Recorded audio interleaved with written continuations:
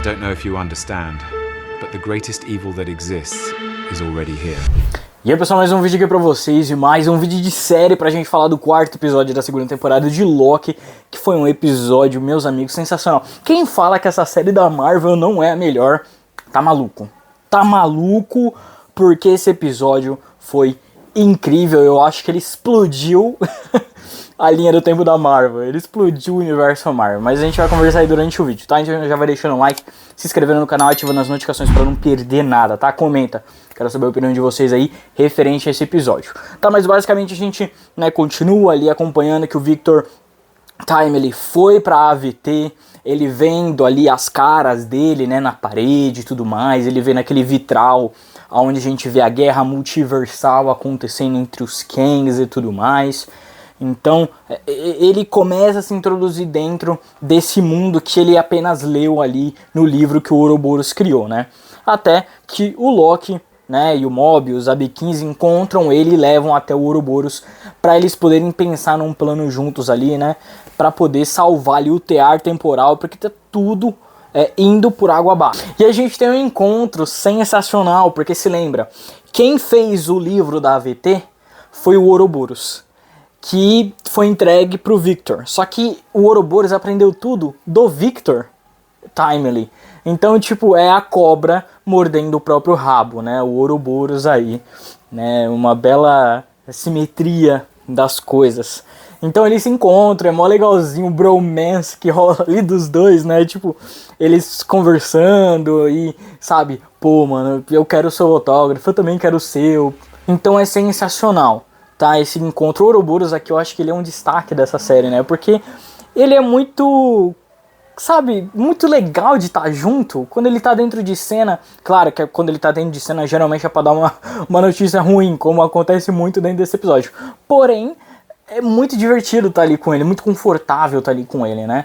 E o Victor, ele junto agora, é bem legal também. Vocês viram que nesse episódio, se eu não me engano, em momento algum, o Victor gagueja, né? Ou se ele gagueja muito pouco.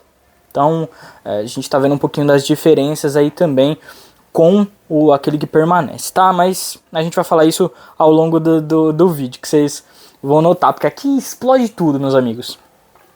E aí o Ouroboros, ele vai explicar todo o plano dele para poder, né, abrir. O plano é o quê? Do tear temporal, é abrir os anéis do tear temporal, para que os anéis, eles estão ali simplesmente para aguentar apenas uma linha temporal. Então eles vão ter que abrir aqueles anéis para que mais linhas possam se encaixar dentro do tear, que aí sim possa ficar ali. Porém, como eles vão abrir? Eles não têm ali os materiais necessários ou até mesmo os cálculos necessários para isso acontecer. Porém, o Victor, ele já tinha ali um protótipo, né, para poder ali ajudar eles a abrir os anéis para o tear temporal funcionar. E aí, por sinal, uma referência a De Volta para o Futuro, tá? Já começa aí, sensacional.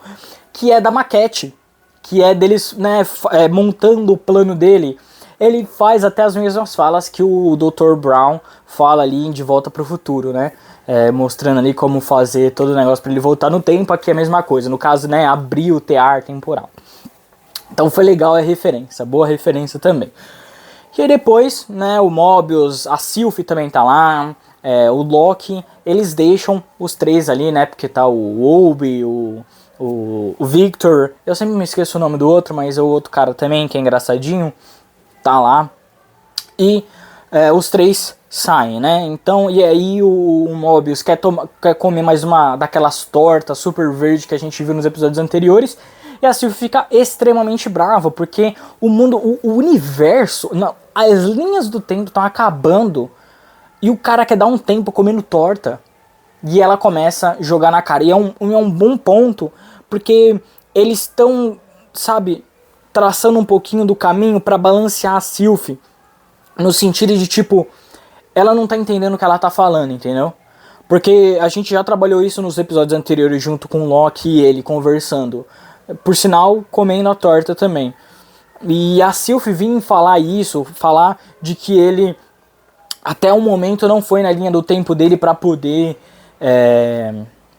ver a família dele, ver como era a linha do tempo e tudo mais. A gente já tem essa resolução. E eles colocam aqui pra gente, né, balancear a Sylvie aí, pra ver que ela não é só uma heroína, ela também tá nervosa, tá? Mas ela não é uma heroína de toda completa. Ela tem os seus defeitos, tem os seus problemas ali, sabe? Ela não tá entendendo toda a situação. Mas depois disso, né, depois dela jogar tudo isso na cara, eles acabam na parte das tortas, o Loki conversa com ela, fala que o Mobius, pô, ele tá tentando salvar tudo, né? Você tem que entender, não é fácil. Nós, né, os dois ali fizeram uma decisão muito perigosa pro universo todo. E que isso é um peso que a Sylvie vai ter que carregar pra sempre, porque por causa dela, praticamente todas as linhas do tempo podem ser destruídas. Tudo, na verdade, tudo pode ser destruído por causa de uma ação que ela teve. Entende? Então eu entendo um pouco do nervosismo dela também.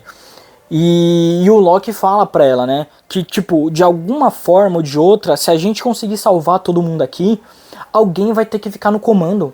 Alguém vai ter que trilhar o caminho pra eles primeiro, pra depois eles irem passando. Alguém vai ter que comandar eles de alguma forma, não importa se é aquele que permanece, ou se é os Locks, ou se é o Guaxinim Falange. Não importa. Entende? Alguém tem que ficar na frente. Dar liberdade é legal, mas a pessoa não sabe o que fazer com ela. O ser humano não sabe o que fazer com isso. Eles precisam de alguém para liderar ali, né? E a Sylvie fala, mas a gente vai estar tomando o caminho de um deus, né? De deuses. E o Loki fala, pô, mas nós somos deuses, né? Então é divertido ali. O Loki, ele é um... Eu falo isso, cara, desde a primeira temporada, que eu achei sensacional. No começo, quando eu vi que eles iam fazer uma série do Loki, eu detestei, porque eu achava que toda a história do personagem já tinha se acabado. Mas agora, nessas séries do Loki, a gente vê como o personagem é grande. E como, pra gente parece que passou muito tempo, né? Mas pro Loki ali passou semanas, talvez um mês, né? De tudo que aconteceu ali. E como ele amadureceu em tudo isso. Ele tem um objetivo muito maior do que ele mesmo. Entende? É salvar todo mundo. Mesmo que ele não fique no topo, ele precisa salvar todo mundo, que é um objetivo bom dele. Ele até cita o Thor pra fazer essa contramedida aí.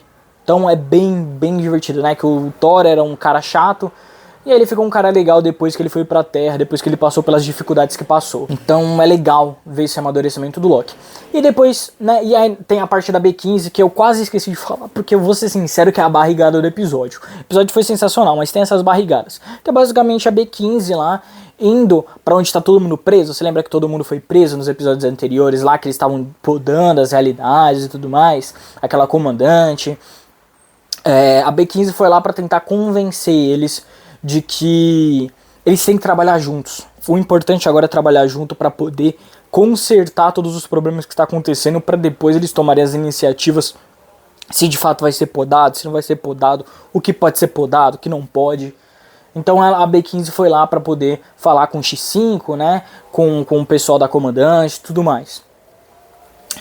Ela deixa a proposta delas, que é essa que eu acabei de falar, porém depois de algum tempo aparece a Hans Layer junto com a Senhorita Minutos e elas conversam com eles, né, para poder convencer eles de que elas têm que ajudar e que a Hans Layer não estando lá é que causou todo esse problema e ela tem que estar no comando. Porém, a Hans Layer tá puta da vida, porque no começo do episódio a gente vê ali a Senhorita Minutos, né, depois que ela foi teletransportada ali para onde aquele que permanece morreu. A Senhorita Minutos mostra uma gravação que é a mesma gravação que a gente vê lá no primeiro episódio com o Loki, aonde, né, aquele que permanece e a Hans Layer estavam conversando, né, que ela participou da Guerra Multiversal, ela era a comandante do exército do Kang, né, daquele que permanece, que eles trabalhavam juntos e tudo mais, até que o Kang pede para apagar as memórias da Hans Layer, né, para ele ficar ali no topo, sozinho. Que a gente ainda não entende muito bem o porquê que ele quis isso. Talvez você possa me falar aí o que vocês acham de teoria. Do porquê que ele escolheu, em vez de trabalhar com ela juntos ali, ele escolheu ficar sozinho. Eu quero saber a opinião de vocês. E aí, né, depois que todo mundo fala que não vai ajudar a Hans Layer, mas o X5 ele fica meio pé de guerra, meio que ele quer ir, mas ele também não quer. Como ele foi mais pro lado da Hans Layer decide matar todo mundo com aquele negócio que a gente viu o Loki usando, né, do quadrado e tudo mais.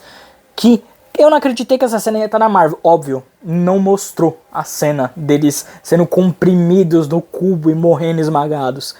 mas a gente vê os gritos, né? A gente escuta os gritos e a senhorita Minutos dando risada e tudo mais. Então é bem macabro. Pra Marvel, é bem macabro, né? Mas aí depois de tudo isso, a Slayer de alguma forma ali consegue pegar o Victor, né, para poder tirar informações deles, tudo mais, para entender o que tá acontecendo, por que eles foram, por que eles levaram o cara para lá, né? E aí a gente se identifica no ponto do tempo que a gente tá. Você lembra no primeiro episódio o Loki tava ali naquele lápis temporal, que ele ia pro passado, ele ia pro futuro, ele ia pro presente e XYZ? Então, a gente vê o mesmo ponto aonde o Loki se encerra no primeiro episódio lá, onde ele tava no futuro e ele foi podado por alguém. Aqui a gente identifica que quem foi que podou ele, que a gente já tinha conversado isso nos episódios anteriores, pode voltar aí nos vídeos, que por sinal vai estar nos cards e no link da descrição. E ele foi podado por ele mesmo, né, do futuro. Então ele podou no futuro e volta pro passado. Então, pra dar esse círculo, né, bem interessante isso também. Tá, que é a mesma coisa da cobra mordendo o próprio rabo, do livro, da AVT, quem criou, quem não criou, e assim por diante. Então é super interessante a gente ver como é que é tratado isso aí também dentro da série. E depois disso, você lembra do telefone tocando? Eles atendem, é o Obi falando que, mano, tá tudo acabando, precisa encontrar o Victor de algum jeito.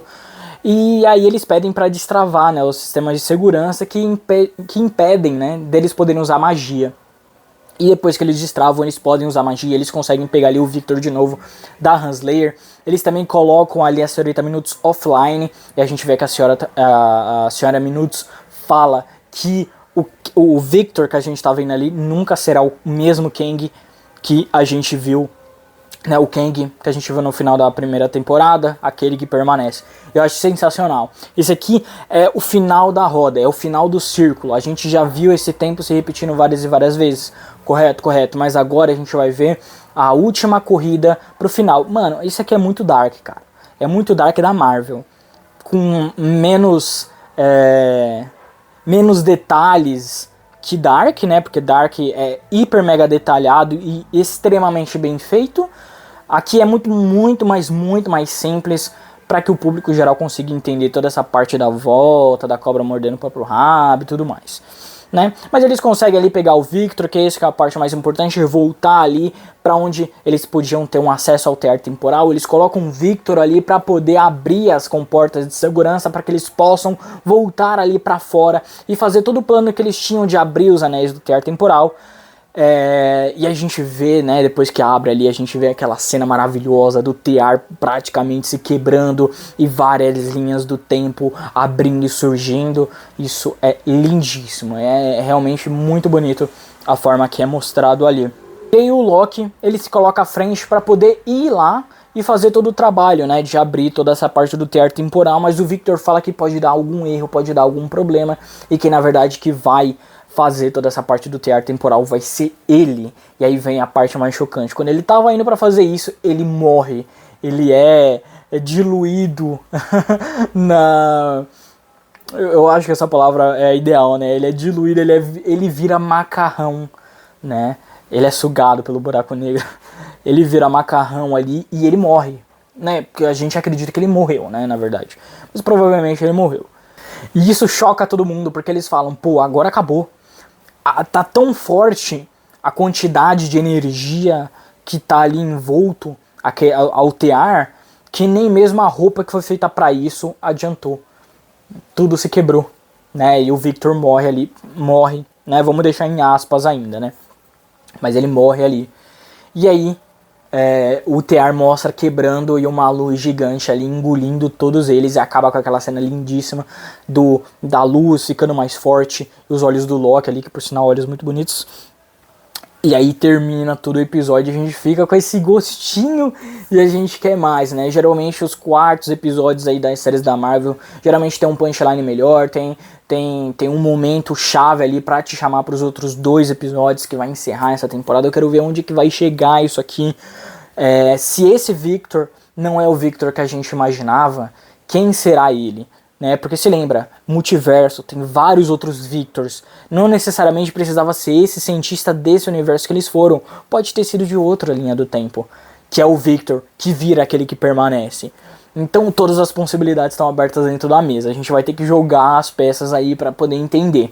E a gente viu já no preview do próximo episódio que eles vão começar a pular de tempo em tempo. Vamos ver como é que vai ser trabalhado isso. E o mais importante, que eu quero ver como isso vai ser ligado às próximas produções da Marvel. Porque a primeira temporada, a parte mais importante é o último episódio, para ele poder todo o Doutor Estranho, Multiverso da Loucura, Spider-Man e tudo mais, para ter esse multiverso solto aí que a gente viu já nos outros.